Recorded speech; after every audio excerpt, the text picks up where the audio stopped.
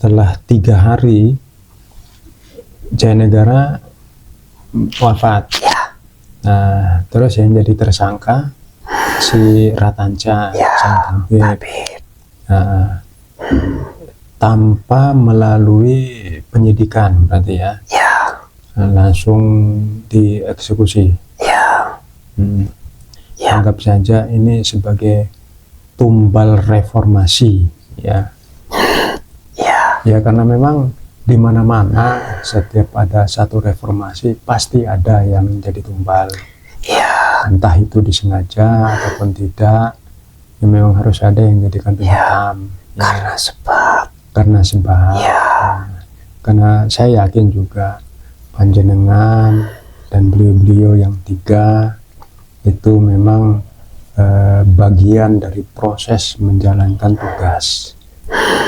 Ya.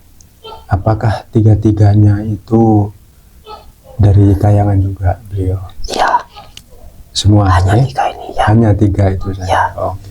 Makanya beliau punya kedudukan yang berbeda ya? Ya, dan beliau juga sangat memikirkan ke depan. Ya. Serta kondisi kerajaan. Ya. Artinya beliau memang bertindak seperti itu untuk kemaslahatan umat yang lebih besar. Ya. Jadi menumbalkan satu orang untuk menyelamatkan ribuan orang. Ya, memang harus seperti itu. Ya. Tapi setelah itu, setelah dieksekusi, kasus tutup berarti ya? Selesai. Sudah selesai. Ya. Nah, yang naik menggantikan posisi sudah disiapkan. Saudari. Ya, artinya beda ibu ya. Ya. Tribuana Tunggadewi. Beliau itu kan dari Permaisuri. Ya. Kalau si Jayanegara kan Selir. Ya, dari Selir. Ya. Tapi waktu itu sang calon raja Prabu Hayam Wuruk sudah lahir apa belum waktu itu?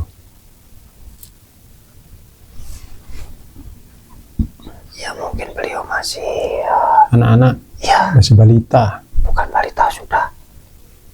Apa itu namanya? Ya, anak-anak. Ya, anak-anak, ya. Terus waktu itu panjenengan setelah kematian Jayanegara, apakah panjenengan naik pangkat? Belum. Oh, belum. Ya. Ini peristiwa itu ada di tengah antara 4 tahunan itu. Oh, di antara 4 tahun? Ya.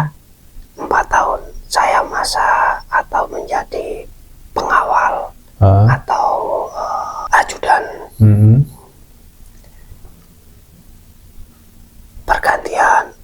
Ada sekitar tahun ketiga. Tahun ketiga? Ya. Beliau yang ketiga itu.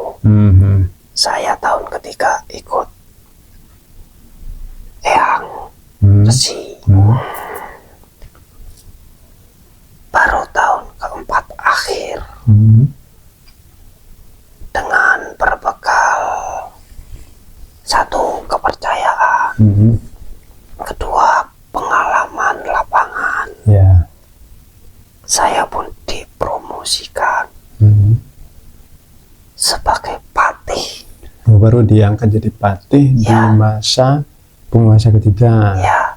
Tribuana Tunggadewi ya. Patih, mungkin kalau sekarang istilahnya patih junior lah. Ya. Terus proses panjenengan dari patih ke Mahapatih. Mahapatih setelah beliau keempat. Oh, nanti masanya Hayam Wuruk ya. Berarti kan panjenengan mengalami 3 penguasa. 3 penguasa, tapi jadi patih itu di 2 penguasa. 2. Ya, Tribuana Tunggadewi sama Hayam beliau Wuruk. Ya. Saya banyak mendengar kiprah panjenengan yang memang sangat luar biasa ya. Nah, saya juga ingin menguak tentang itu Sumpah Palapa itu ya dari panjenengan. Nah, kenapa muncul Sumpah Palapa? Tentu saja ini sudah berjalan ya. Nah, Sampai konon ketika Prabu Hayam Wuruk naik tahta itu di usia 16 tahun kalau tidak salah ya. Tapi saya tidak tahu yang aslinya berapa tahun. Coba banyak cocokkan dengan masa berkuasanya Tribuana Tunggadewi berapa tahun? 9 insya Allah. Ya antara 8-9 tahunan. 9 tahun. Ya 40. Kok di sini tercatatnya panjang ya? ya dicocokkan dengan umurnya, Nah, dengan umur beliau. Yang keempat dicocokkan saja, nanti akan ketemu. lebih lama ya. Berapa? 22 tahun. Terlalu panjang itu. Iya, karena gini, kalau dilihat di usianya Prabu Hayam Wuruk, sebenarnya Prabu Hayam Wuruk itu naik tahta usia berapa? Nanti saya cocokkan di sana. 16, ya 16-17an. Beliau masih muda. Masih muda. Ya Hmm. terlalu panjang itu. Terlalu panjang. Ya Hmm. 2 kali lipatnya lebih. Oh. 9 insya Allah 9 tahunan. 9 tahun. Ya Hanya sebagai masa transisi, penjaga saja. waktu.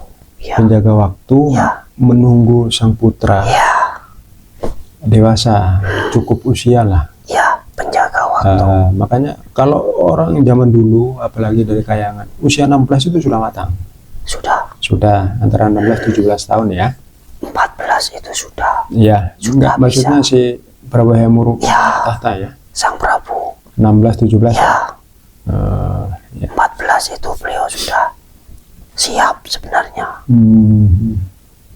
Kalau dari 7 tahun ke, iya sih benar sih. Kalau saya bilang, kalau 9 tahun panjenengan bilang berkuasa, Ya, si Prabu Hayam Wuruk kan masih kecil, usia 7 tahun. ya. 7 tahun. 6-7an lah. 6-7, Ya. misalnya anggap aja 7 tahun gitu ya. 7 tambah 9, 16 tahun. Ya benar kan, 16 tahun kan? Ya, 16 tahun naik tahta. Terus waktu itu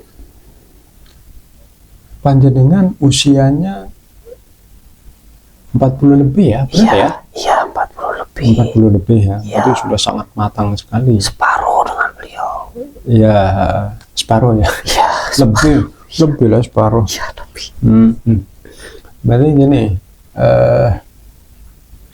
untuk mengawali karir dari panjenengan sebagai Mahapatih itu di masa Hayam Wuruk kan jadi Mahapatihnya. Ya, Nah, ketika itu jadi Mahapatih itu berapa lama panjenengan bertugas jadi Mahapatih atau mengabdi sampai usia berapa? Terus panjenengan ya. berhenti jadi ini. Kalau sampai Mahapatih itu sampai masa perang itu. Perang itu, Ya, perang Bubat. ya. Ya nanti saya akan ke perang Bubat, tapi saya ingin tahu dulu masa panjenengan berikrar sumpah palapa itu dasarnya apa waktu itu sehingga panjenengan ingin menyatukan Nusantara. Coba panjenengan ceritakan. Awal sebagai landasan ingin merangkul semua wilayah Nusantara adalah cerita-cerita dari 3 Brahmana atau resi senior. Oh itu informasi yang diberikan oleh beliau. Ya, Yang 3 resi senior utama. Itu dari mana ide itu beliau-beliaunya yang bertiga? pertama dari sebuah kitab ya. Manuskrip apa Mungkin lebih seperti ya susunannya itu Ya, ya belum tersatukan. ya, belum dibukukan ya. Ya, Hmm. ada di barat ada 1, 2, 4 kerajaan. Di timur ada 3. Di utara ada 2. Hmm. Beliau yang bertiga itu dapat manuskrip dari mana? Catatan lah. Saya bilang catatan ya. Ya, Catatan dari mana itu untuk ide menyatukan Nusantara ini? awalnya bukan menyatukan, Apa? tapi hanya informasi. Hmm. Ide menyatukan adalah seperti murni, mungkin seperti apa namanya, wangsit, Hmm. tapi itu turun ke saya, Ah. bukan kepada beliau yang 3. Hmm. Beliau yang 3 hanya memegang peta-peta lokasi, Ya. letak di sini, Hmm. di sini, di sini. Dari situ, dengan kekuatan dalam negeri, Hmm. kekuatan pangan, kekuatan militer, serta keberdayaan transportasi, semuanya mendukung. Hmm. Dari situlah tercetuslah untuk merangkul sebenarnya, bukan ya merangkul lah, menjadi satu pucuk pemerintahan, bukan penguasaan tapi pemerintahan. Ya. Karena kita semua dasar adalah kerjasama, Hmm. bukan penundukan, Bukan menundukkan ya. bukan, Hmm. tapi dasar adalah kerjasama. Hmm. Tapi karena mental, Hmm. pemahaman Hmm. yang berbeda-beda itu membuat suatu penafsiran yang keliru. Hmm. Ada yang menafsirkan kita ke sana itu untuk menundukkan, Hmm. padahal tidak. Apa tidak mengirim delegasi dulu? Delegasi secara resmi tidak, Tidak. tapi informasi yang tadi saya sampaikan 2 tahun itu Hmm. seperti mencari menjajaki lah. Hmm. Jadi kami datang itu langsung menuju, langsung menghadap. Ya. Tapi dulu konon semua yang panjenengan datangi itu kan bersedia, kecuali Ya. cuma satu yang tidak bersedia. Ada, ya. Benar ya? Ya, Yang ada di barat. dekat. Ya. Ya, Nah, terus tanggapan panjenengan dulu apa? saya tidak memaksa, Hmm. saya biarkan. Hmm. Dalam arti kita datang itu bukan dengan kekuatan, tapi dengan kerjasama. Kita menawarkan, Hmm. memberi pandangan. Hmm. Persatuan itu bisa memperkuat, memakmurkan. Hmm. Cuma ini saya menduganya catatan atau manuskrip yang beliau 3 resi utama itu adalah cita-cita dari beliau raja terakhir Singasari yang belum terwujud, Prabu Kertanegara, yang memang ingin menyatukan Nusantara waktu itu. Nah, karena beliau belum bisa mewujudkan, maka penerusnya lah berikutnya akan mewujudkan. Tapi wangsit itu turunnya ke panjenengan, Ya, ya, tidak melalui Prabu Hayam Wuruk. ya benar. Nah, terus kenapa ada yang namanya kok sumpah palapa, itu maksudnya apa? ya seperti orang atau kesatria lah, yang berkeinginan teguh, kuat, dibekali dengan kekuatan jiwa dan raga. Hamba memang bersumpah. Nah, seperti puasa lah jika sekarang. Nazar ya. Ya, dengan berpuasa, ya bisa dikatakan tidak makan enak sebelum cita-cita saya terwujud. Gitu. Ya, Ya. itu lebih ke support, Ya. ke jiwa. Ya. Saking inginnya menyatukan seluruh kerajaan-kerajaan yang ada di seluruh Nusantara menjadi satu kekuatan besar, ya. Benar. Nah, karena waktu itu memang Majapahit itu punya memiliki modal yang kuat, yang cukup. Modal yang cukup. Bahkan waktu itu juga memiliki armada laut yang besar, di penguasa maritim di Asia Tenggara. Ya, benar. Penerus setelah Sriwijaya. Ya. Benar kan? Ya. Dari leluhur Panjenengan dulu kan dari Sriwijaya kan sudah mendahului jadi penguasa maritim, ekspedisi sampai ke Campa sana. Jadi itu yang menjadi landasan Panjenengan ya. Waktu itu untuk Sumpah Palapa, karena ingin memang mewujudkan keinginan yang ingin menyatukan seluruh kekuatan Nusantara, seperti leluhur-leluhur sebelumnya kan gitu ya. Agar lebih kuat, lebih jaya, lebih mandiri ya. Tidak dijajah oleh kerajaan atau negara lain. Dengan jaringan kita akan lebih kuat dari pengaruh luar. Benar-benar. Terus ini saya ke ini saja, tragedi Perang Bubat. Yang terjadi, apa sebenarnya yang terjadi itu antara Majapahit dengan Sunda. Ya, waktu itu masih belum Pajajaran, masih Sunda ya.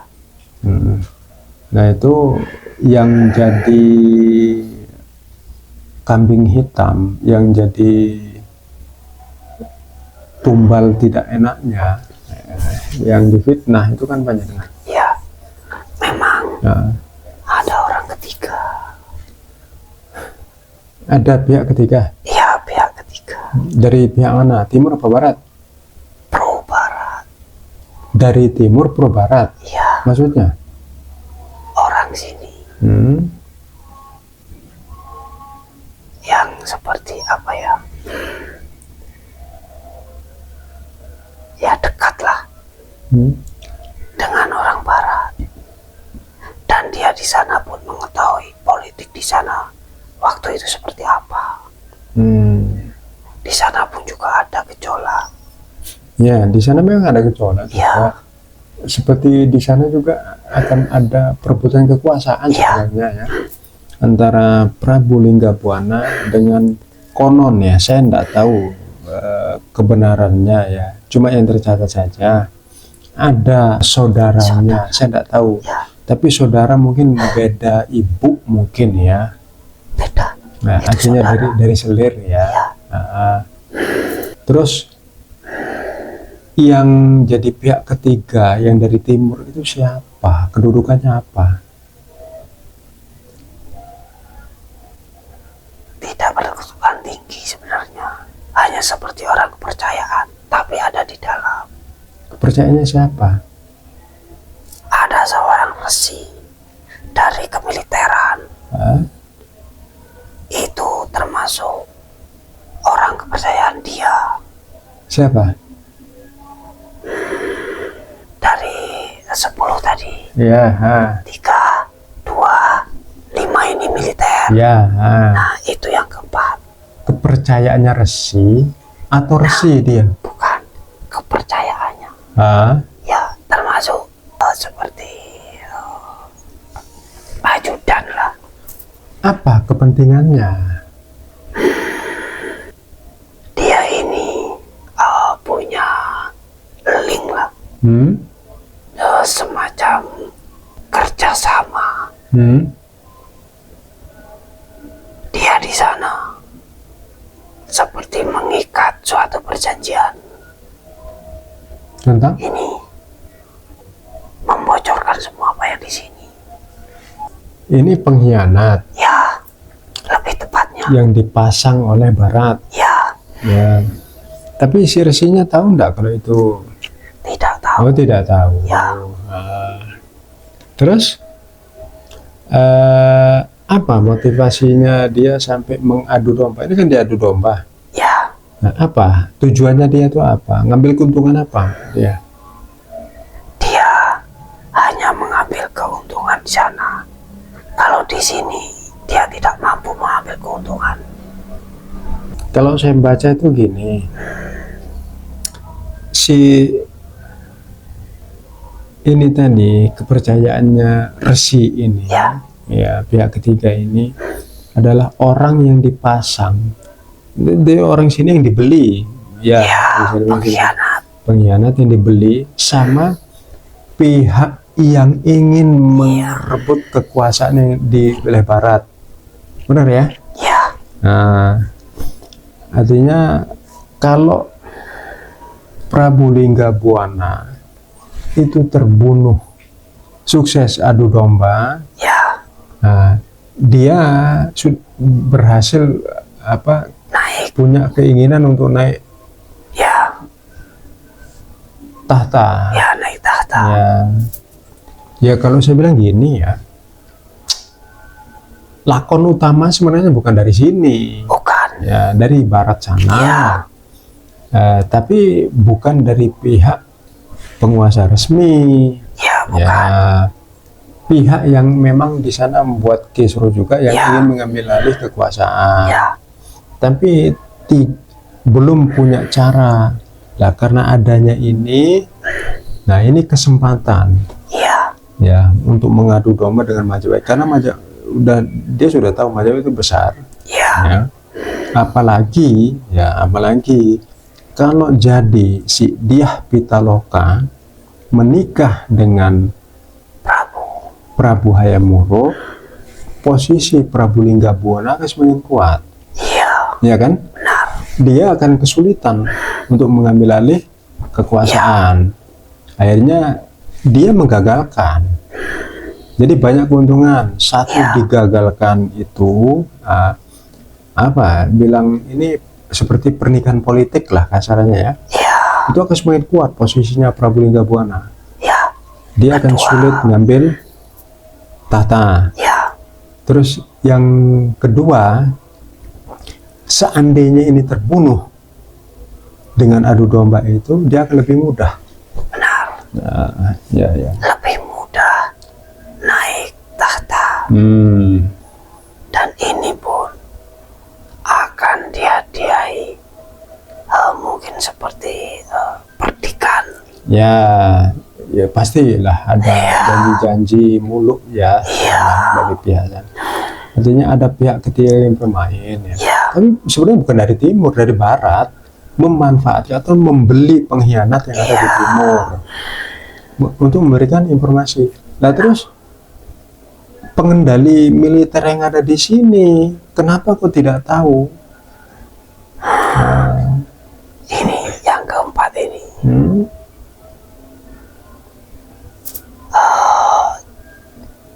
Jika diistilahkan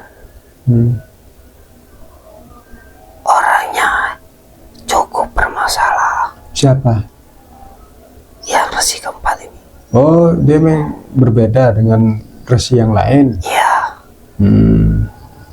memang rekam jejaknya Kurang bagus. ya. Itu yang dimanfaatkan juga sama si pengkhianat itu berarti. Ya, ada keuntungan dari dia. Terus gini, yang mengerahkan pasukan ke sana untuk mencegat di tengah jalan. Itu kan belum nyampe kan ke Belum, Majapahit kan? masih di luar.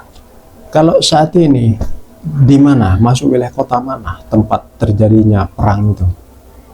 Wilayah kabupaten insya Allah. Kabupaten? Ya, Kabupaten apa? sekitar lebih ke utara dari pusat.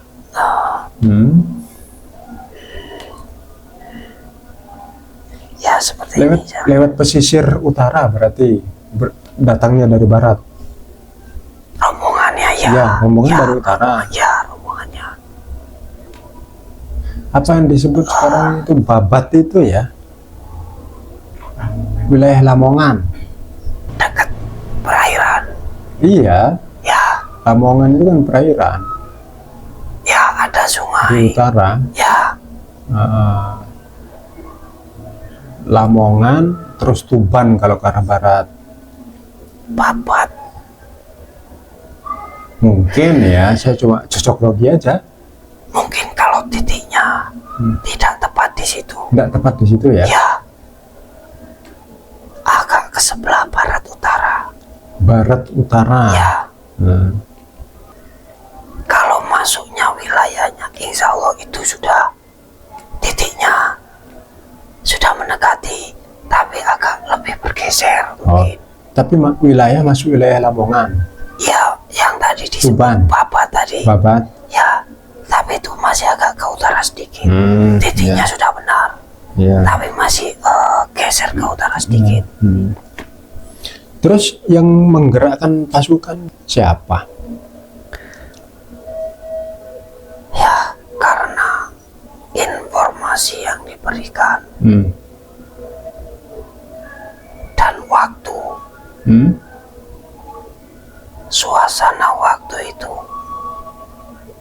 persiapan seperti penyambutan awal, itu semuanya damai, Hmm. suasananya damai. Hmm. Karena yang empat ini memberi informasi tanpa musyawarah. Hmm.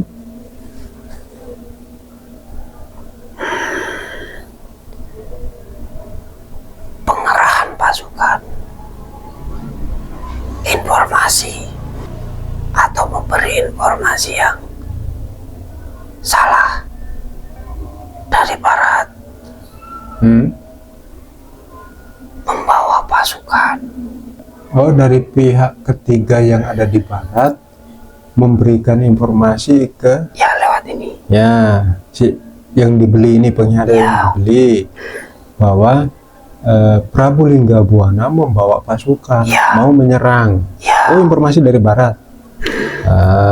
Si Ya. pengkhianat ini menyampaikan versi. Ya, Nah, padahal tidak valid. padahal tidak valid. Ya. Nah, terus Ini tanpa seperti tanpa dewan. musyawarah. Ya, Nah, tanpa musyawarah dewan militer. nah, Karena dia punya kuasa. penasehat militer. Ya, Nah, karena dia punya kuasa. Membawa banyak pasukan. Mungkin sekitar 4.000 insya Allah. Sudah kita cegat di sana. Posisi panjenengan waktu itu kan Mahapatih, Ya, sudah jadi Mahapatih, artinya seluruh pasukan berada di bawah kendali panjenengan. ini jalan dulu. Tanpa sepengetahuan panjenengan berarti. Baru informasi. Saya itu yang ketiga diberi informasi. Tapi itu sudah menjadi jalan cerita mereka atau seperti perencanaan. Ketiga apa? Orang ketiga Hah? yang diberi informasi. Pertama ke Patih yang keempat. Kedua ke Resi Senior. Baru ke saya. Ya gini, ibaratnya Mahapatih dulu panjenengan, termasuk itu adalah wewenang panjenengan untuk menggerakkan pasukan, ya kan, secara resmi Ya. tanpa perintah dari panjenengan, pasukan tidak ada yang boleh bergerak kan? Ya, Kenapa si Resi itu mampu menggerakkan pasukan? karena setiap resi ini memegang divisi-divisi. Ya, Divisi ini, dan karena apa istilah penyalahgunaan kekuasaan, wewenang, mereka juga mencatut nama saya. Saya sudah dapat perintah dari Mahapati. Oh gitu, panjenengan dibawa-bawa. Ya, Padahal panjenengan tidak pernah. belum, informasi belum sampai ke saya. Nah terus dulu kan gini sistem ya, yang namanya sistem satu negara yang resmi, ketika untuk mengerahkan pasukan ada perintah, itu kan ada namanya SP, surat perintah kan. Ada? Nah, apa panjenengan mengeluarkan surat perintah? Tidak. Nah terus kenapa mereka mengaku dapat perintah? Yaitu mencatut nama saya. Karena suasana di dalam itu sedang persiapan penyambutan. Memang agak sibuk. Itu yang dimanfaatkan. Mereka menggondol pasukan ke sana. Oh, di dalam istana menyiapkan prosesi penyambutan tamu, Ya. ya kan? Tapi di lain pihak, di luar pengetahuan panjenengan, Ya, sebagai Mahapati justru datang untuk mencegat di tengah jalan, menyerang, iya mencegat untuk diserang kan? iya, Karena informasi yang keliru. ya karena dari ini tadi. Ya, karena ada sang pengkhianat yang dibeli. Ya. Terus konon panjenengan dicopot jabatannya itu gara-gara kasus itu. Ya benar. Tapi kan panjenengan bisa melakukan pembelaan. Saya sudah seperti Kan ada buktinya. Ada. Saya tidak mengeluarkan surat perintah kan?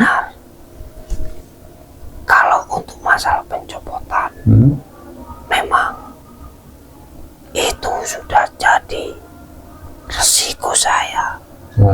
Saya pun sudah membela diri. Dan apapun resikonya pasti saya terima. Terberat pun pasti saya terima.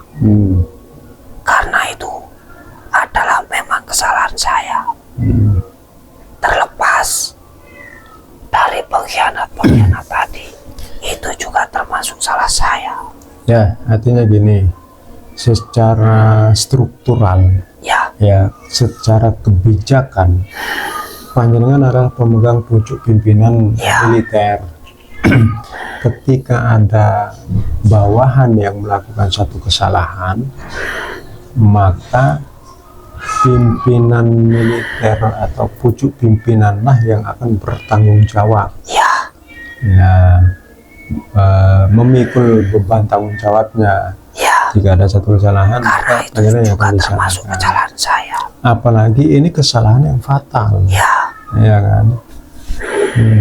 Tapi benar, panjenengan itu dicopot sama beliau dulu. memang. Ya benar ya. Ya, Tapi panjenengan menerima. ya. Hamba juga melakukan pembelaan. Ya. Karena memang seperti itulah. Tidak bersalah memang kan gitu ya. Jadi kambing hitam. Ya, semua berdasarkan hukum. Ya. Jadi kita harus seperti menyampaikan dulu pembelaan.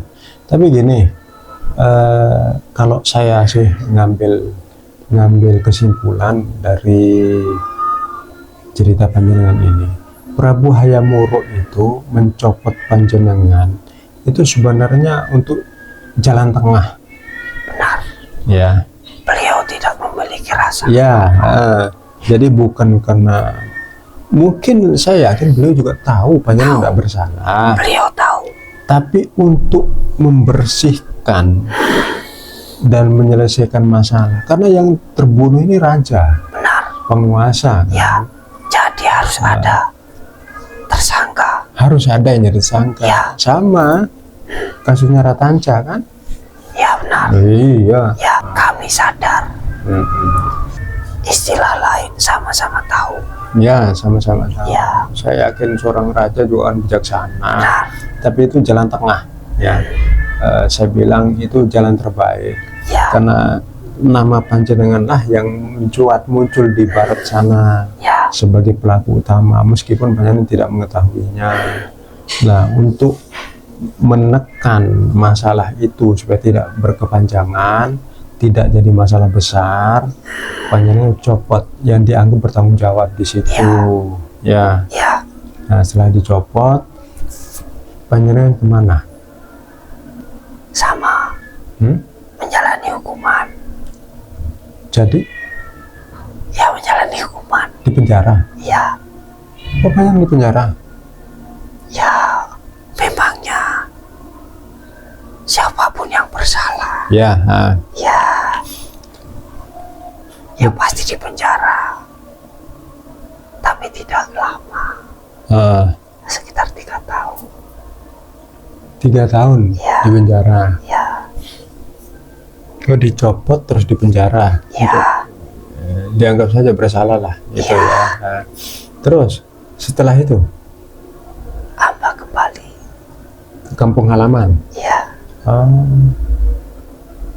Di lereng Arjuno. Ya. Ayahanda itu sudah tidak ada ya? Sudah tidak ada. Sudah tidak ada sama siapa-siapa. Tapi Amba pun tidak menetap, atau apa istilahnya, berkelana lah. Oh, enggak menetap? Tidak. Enggak, maksudnya kembali ke kampung halaman cuma sebentar? Ya, di sana saya lebih tepatnya memboyong keluarga di situ. Terus ditaruh di situ, ditempatkan di kampung halaman. Ya. Kembali. Terus? Ya, saya seperti berkelana sendiri, tapi Sendiri. sendiri. Wah, petilasannya Panjenengan di mana-mana ada. Ya, Ya, ya, saya ke selatan. ke selatan. Ya, Selatan mana? ke tempat Panjenengan. Oh iya, dari Ya. Mojokerto ya ke Ya, selatan.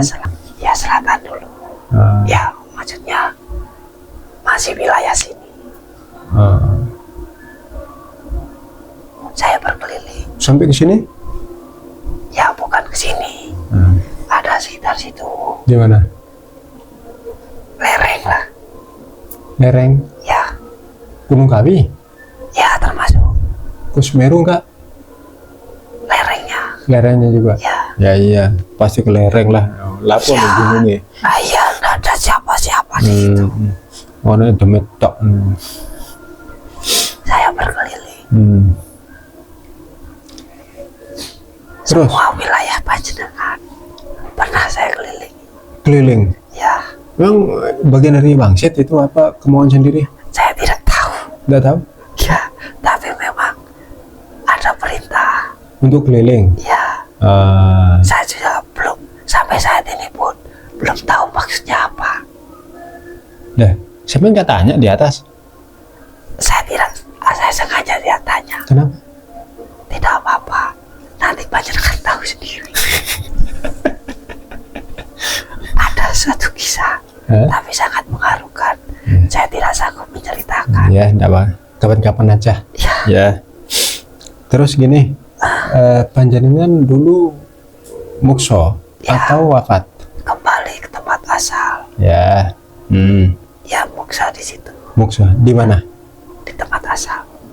Oh, kembali lagi ke lereng Arjuno. Ya, Oh, setelah berapa lama Panjenengan berkelana?